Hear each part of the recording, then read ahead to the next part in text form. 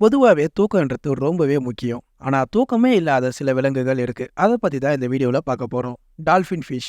இதுங்க தங்களுடைய பிரைன்ல பாதிய தூங்குறதுக்காக பயன்படுத்தும். அதே சமயம் இன்னொரு பாதி பிரைன் எப்பவுமே தூங்காதாம். மத்த மீன்கள் கிட்ட இருந்து தங்களை பாதுகாத்துக்கிறதுக்காக எப்பவுமே ஆக்டிவா இருக்குமா.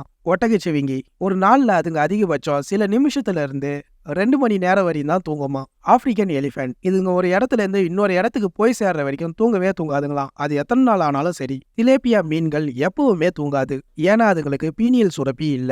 இதனால தூக்கத்துக்கு தேவையான மெலட்டானினை அதால ப்ரொடியூஸ் பண்ண முடியாது. ஆல்பைன் ஷிஃப்ட்ன்ற பறவை பெரும்பான்மையான நேரம் பறந்துகிட்டே இருக்கும். அதுங்களோட தூக்கம்ன்றது உயரமா பறக்க சொன்ன தூங்குற அந்த கொஞ்ச நேரம் தான். அதுங்களால மாசக்கணக்கில் நிலத்துக்கு வராம பறந்துகிட்டே இருக்க முடியுமா. புல்ஃப்ராக் இதுங்களால தூங்காம இருக்க முடியும். இதுங்க பெரும்பாலும் ஆக்டிவாவே இருக்காது.